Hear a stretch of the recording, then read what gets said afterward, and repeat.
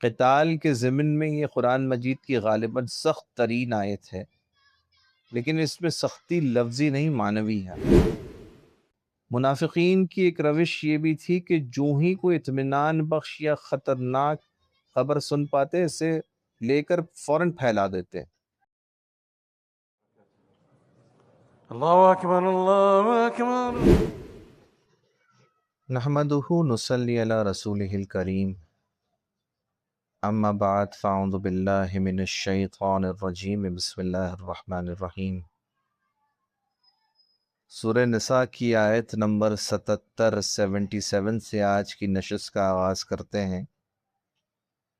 فرمایا گیا الم تری الی الذین قیل لهم کفوا ایدیکم واقیموا الصلاة وآتوا الزکاة فلما كتب علیہم القتال اذا فریق منهم یخشون الناس کخشیۃ اللہ او اشد خشیہ وقالوا ربنا لما كتبت علينا القتال لولا أخرتنا إلى أجل قريب قل متاع الدنيا قليل والآخرة خير لمن اتقى ولا تظلمون فتیلا۔ تم نے دیکھا نہیں ان لوگوں کو جن سے کہا گیا تھا کہ اپنے ہاتھ روکے رکھو اور نماز قائم کرو اور زکوٰۃ دو، اور وہ یہ کہتے ہیں پروردگار تو نے ہم پر جنگ کیوں فرض کر دی؟ کیوں نہ ابھی ہمیں کچھ اور مہلت دی؟ اے نبی کہہ دیجئے دنیا کا ساز و سامان بہت تھوڑا ہے اور آخرت بہت بہتر ہے اس کے لیے جو تقوی کی روش اختیار کرے، اور تم پر ایک دھاگے کے برابر بھی ظلم نہیں ہوگا۔ مکہ مکرمہ میں 12 برس تک مسلمانوں کو یہی حکم تھا کہ اپنے ہاتھ باندھے رکھو۔ اس دور میں مسلمانوں پر ظلم و ستم کے پہاڑ توڑے جا رہے تھے، انہیں بری طرح ستایا جا رہا تھا، تشدد و تعذیب کی نئی تاریخ رقم کی جا رہی تھی، اس پر مسلمانوں کا خون کھولتا تھا، اور بہت سے مسلمان یہ چاہتے تھے کہ ہمیں اجازت دی جائے تو ہم اپنے بھائیوں پر ہونے والے ظلم و ستم کا بدلہ لیں۔ آخر ہم نامرد نہیں، بے غیرت نہیں، بزدل نہیں، لیکن انہیں ہاتھ اٹھانے کی اجازت نہیں تھی۔ یہ منہج انقلاب نبوی صلی اللہ علیہ وسلم کے صبر کا مرحلہ تھا۔ اس وقت یہ حکم تھا کہ اپنے ہاتھ روکے رکھو، ایک وقت آئے گا کہ تمہارے ہاتھ کھول دیے جائیں گے۔ یہاں سوال یہ پیدا ہوتا ہے کہ یہ کہا کس نے تھا؟ مکی قرآن میں تو کفو ایدیکم کا حکم موجود نہیں ہے، یہ حکم تھا مگر محمد رسول اللہ صلی اللہ علیہ وسلم کا۔ حضور صلی اللہ علیہ وسلم نے اہل ایمان کو ہاتھ اٹھانے سے روکا تھا۔ یہ آیت سورہ نساء میں نازل ہو رہی ہے جو مدنی ہے، کہ اس وقت بھی وہ رسول اللہ صلی اللہ علیہ وسلم کا حکم تھا جس کو اللہ نے اپنا حکم قرار دیا، وہ یہ اللہ ہی کی طرف سے تھا، وہی یہ جلی تو یہ قرآن ہے۔ اس کے علاوہ نبی کریم صلی اللہ علیہ وسلم پر وحی خفی بھی نازل ہوتی تھی، اور یہ بھی ہو سکتا ہے کہ حضور صلی اللہ علیہ وسلم کا اپنا اجتہاد ہو جسے اللہ نے برقرار رکھا، اسے قبول کیا، اون کیا۔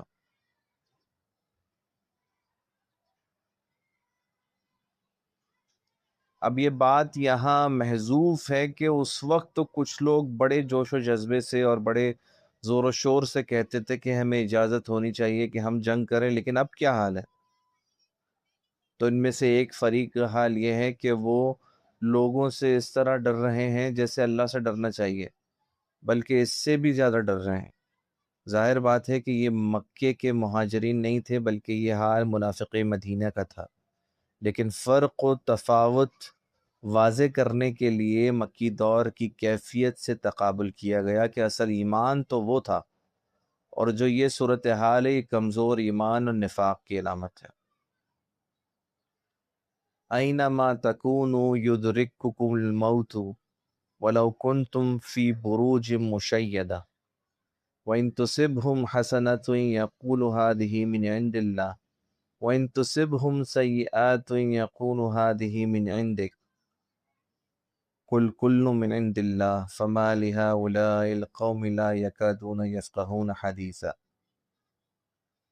تم جہاں کہیں بھی ہوگے موت تم کو پا لے گی، خواہ تم بڑے مضبوط قلعوں کے اندر ہی ہو، اور اگر انہیں کوئی بھلائی پہنچتی تو کہتے ہیں کہ یہ اللہ کی طرف سے ہے، اور اگر انہیں کوئی تکلیف پہنچ جائے تو کہتے ہیں کہ اے محمد صلی اللہ علیہ وسلم یہ آپ کی وجہ سے ہے۔ کہہ دیجئے سب کچھ اللہ ہی کی طرف سے ہے، تو ان لوگوں کو کیا ہو گیا ہے، یہ کوئی بات بھی نہیں سمجھتے۔ ظاہر قتال سے جی چرانے کا اصل سبب موت کا خوف تھا، چنانچہ ان کے دلوں کے اندر جو خوف تھا اسے ظاہر کیا جا رہا ہے، ان پر واضح کیا جا رہا ہے کہ موت سے کوئی نہیں بچ سکتا، تم جہاں کہیں بھی ہوگے موت تمہیں پا لے گی، اگرچہ تم بہت مضبوط فورٹیفائڈ قلعوں کے اندر بھی اپنے آپ کو محصور کر لو پھر بھی موت سے نہیں بچ سکتے۔ منافقین کا ایک طرز عمل یہ بھی تھا کہ اگر مسلمانوں کو کوئی کامیابی حاصل ہو جاتی، فتح نصیب ہو جاتی، کوئی اور بھلائی پہنچ جاتی، رسول اللہ صلی اللہ علیہ وسلم کی تدبیر کے اچھے نتائج نکل آتے، تو یہ حضور صلی اللہ علیہ وسلم کی طرف منسوب نہیں کرتے، بلکہ کہتے تھے کہ یہ اللہ کا فضل و کرم ہوا ہے، یہ سب اللہ کی طرف سے ہے۔ آپ صلی اللہ علیہ وسلم کی کوئی تدبیر جو کہ غلط ثابت ہوئی، اس کے نتیجے میں کوئی مصیبت آ گئی، تو یہ خبیث فوراً آپ صلی اللہ علیہ وسلم پر الزام لگاتے تھے کہ یہ تو آپ کا فیصلہ تھا کہ کھلے میدان میں جا کے جنگ کریں گے، ہم نے تو آپ کو مشورہ دیا تھا کہ مدینے کے اندر محصور ہو کر جنگ کریں۔ یہ سب چیزیں خیر ہو شر ہو تکلیف ہو، یاد رکھو کوئی آسانی ہو کوئی مشکل ہو، جو بھی صورتیں ہیں یہ سب اللہ کی طرف سے ہیں۔ ما اصابک من حسنۃ فمن اللہ وما اصابک من سیئات فمن نفسک وارسلناک للناس رسولا وکفی باللہ شہیدا۔ اے مسلمان، تجھے جو بھلائی بھی پہنچتی ہے وہ اللہ کی طرف سے پہنچتی ہے، اور جو مصیبت تجھ پر آتی ہے وہ خود تیرے نفس کی وجہ سے ہے، اور اے نبی صلی اللہ علیہ وسلم ہم نے آپ کو تو لوگوں کے لیے رسول بنا کر بھیجا ہے، اور اللہ تعالیٰ کافی ہے گواہ کے طور پر۔ وَمَن يُطِعِ الرَّسُولَ فَقَدْ أَطَاعَ اللَّهَ وَمَن تَوَلَّ فَمَا أَرْسَلْنَاكَ عَلَيْهِمْ حَفِيظًا۔ جس نے اطاعت کی رسول کی، اس نے اطاعت کی اللہ کی، اور جس نے روح گردانی کی تو ہم نے آپ کو ان پر نگراں بنا کر نہیں بھیجا ہے۔ یہ ٹکڑا بہت اہم ہے، اس لیے کہ یہ دو ٹوک انداز میں واضح کر رہا ہے کہ رسول اللہ صلی اللہ علیہ وسلم کی اطاعت در حقیقت اللہ کی اطاعت ہے۔ اس کی مزید وضاحت کے لیے یہ حدیث ملاحظہ کیجئے کہ جس میں حضرت ابو ہریرہ رضی اللہ تعالیٰ عنہ فرماتے ہیں کہ آپ صلی اللہ علیہ وسلم نے فرمایا، جس نے میری اطاعت کی اس نے اللہ کی اطاعت کی، اور جس نے میری نافرمانی کی اس نے اللہ کی نافرمانی کی، اور جس نے میرے مقرر کردہ امیر کی اطاعت کی اس نے میری اطاعت کی، اور جس نے میرے مقرر کردہ امیر کی نافرمانی کی اس نے میری نافرمانی کی۔ وَيَقُولُونَ طَاعَةٌ فَإِذَا بَرَزُوا مِنْ عِنْدِكَ بَيَّتَ طَائِفَةٌ مِّنْهُمْ غَيْرَ الَّذِي تَقُولُ وَاللَّهُ يَكْتُبُ مَا يُبَيِّتُونَ فَأَعْرِضْ عَنْهُمْ تَوَكَّلْ عَلَى اللَّهِ وَكَفَى بِاللَّهِ وَكِيلًا۔ اور کہتے ہیں کہ سر تسلیم خم ہے، پھر جب آپ کے پاس سے ہٹتے ہیں تو ان میں سے ایک گروہ آپس میں ایسے مشورے کرتا ہے جو ان کے اپنے قول کے خلاف ہے، اور اللہ لکھ رہا ہے جو بھی مشورے وہ کرتے ہیں۔ تو اے نبی صلی اللہ علیہ وسلم آپ ان سے چشم پوشی کیجئے، اور آپ اللہ پر توکل کیجئے، اور اللہ کافی ہے بھروسے کے لیے۔ ان منافقین کا حال یہ تھا کہ آپ صلی اللہ علیہ وسلم کے سامنے ہوں تو کہتے کہ ہم مطیع فرمان ہیں، آپ صلی اللہ علیہ وسلم نے جو فرمایا ہے ہم اس پر عمل کریں گے، اور جب دور چلے جائیں تو جا کر ایسے مشورے آپس میں شروع کر دیتے ہیں جو خلاف ہے اس کے جو وہاں کہہ کر گئے ہیں۔ تو آپ صلی اللہ علیہ وسلم سے فرمایا جا رہا ہے کہ آپ ان کی پرواہ نہ کیجیے، یہ آپ کو کوئی نقصان نہیں پہنچا سکیں گے۔ ابھی ان کے خلاف اقدام کرنا خلاف مصلحت ہے۔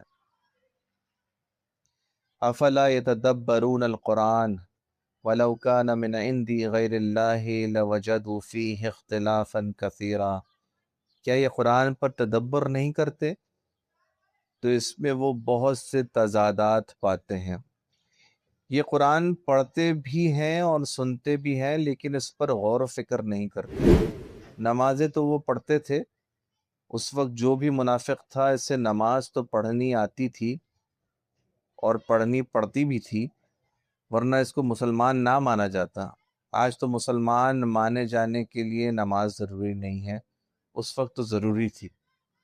بلکہ رئیس المنافقین عبداللہ بن ابی تو پہلی صف میں ہوتا تھا اور جمعے کے روز خاص طور پر خطبے سے پہلے کھڑے ہو کر اعلان کرتا تھا کہ لوگوں ان کی بات توجہ سے سنو، یہ اللہ کے رسول ہیں۔ گویا اپنی چودراہٹ کے اظہار کے لیے یہ انداز اختیار کرتا تھا۔ تو وہ نمازیں پڑھتے تھے، قرآن سنتے تھے، لیکن قرآن پر تدبر نہیں کرتے تھے۔ قرآن ان کے سروں کے اوپر سے ایسے گزر رہا تھا یا ان کے ایک کان سے داخل ہو کے دوسرے کان سے نکل جاتا تھا۔ وَإِذَا جَاءَهُمْ أَمْرٌ مِّنَ الْأَمْنِ أَوِ الْخَوْفِ أَذَاعُوا بِهِ وَلَوْ رَدُّوهُ إِلَى الرَّسُولِ وَإِلَى أُولِي الْأَمْرِ مِنْهُمْ لَعَلِمَهُ الَّذِينَ يَسْتَنبِطُونَهُ مِنْهُمْ وَلَوْلَا فَضْلُ اللَّهِ عَلَيْكُمْ وَرَحْمَتُهُ لَاتَّبَعْتُمُ الشَّيْطَانَ إِلَّا قَلِيلًا۔ اور جب ان کے پاس کوئی خبر پہنچتی ہے امن یا خطرے کی تو وہ اسے پھیلا دیتے ہیں، اور اگر اس کو رسول صلی اللہ علیہ وسلم اپنے اول الامر کے سامنے پیش کرتے تو یہ بات ان میں سے ان لوگوں کے علم میں آ جاتی جو بات کی تہہ تک پہنچنے والے ہیں، تو تم سب کے سب شیطان کی پیروی کرتے سوائے چند ایک کے۔ منافقین کی ایک روش یہ بھی تھی کہ جو ہی کوئی اطمینان بخش یا خطرناک خبر سن پاتے اسے لے کر فوراً پھیلا دیتے۔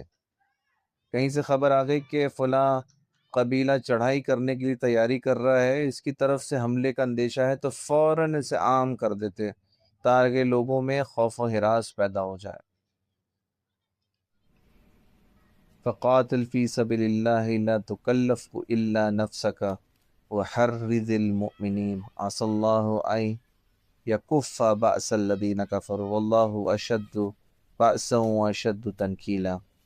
پس اے نبی صلی اللہ علیہ وسلم آپ جنگ کریں اللہ کی راہ میں، آپ پر کوئی ذمہ داری نہیں ہے سوائے اپنی ذات کے، البتہ اہل ایمان کو آپ اس کے لیے اکسائیں۔ بعید نہیں کہ اللہ تعالیٰ جلد ہی ان کافروں کی قوت کو روک دے، اور یقیناً اللہ تعالیٰ بہت شدید ہے قوت میں اور سزا دینے میں بھی۔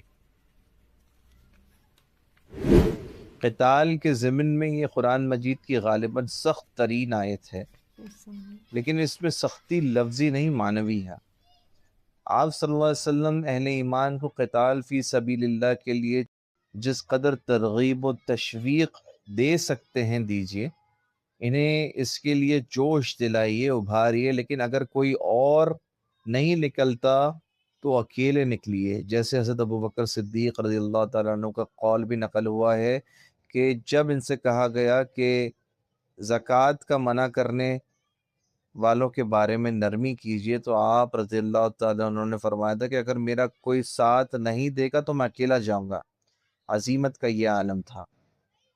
تو اے نبی صلی اللہ علیہ وسلم آپ کو تو یہ کام کرنا ہے، آپ کا تو یہ فرض منصبی ہے کہ روئے عرضی پر اللہ کے دین کو غالب کرتے۔ اللہ تعالیٰ ہمیں دین کے راستے پہ، اللہ تعالیٰ ہمیں سیدھے راستے پہ چلنے کی توفیق عطا فرمائے۔ بارک اللہ لی و لکم فی القرآن العظیم و نفعنی و ایاکم و آیاتہ و ذکر الحکیم۔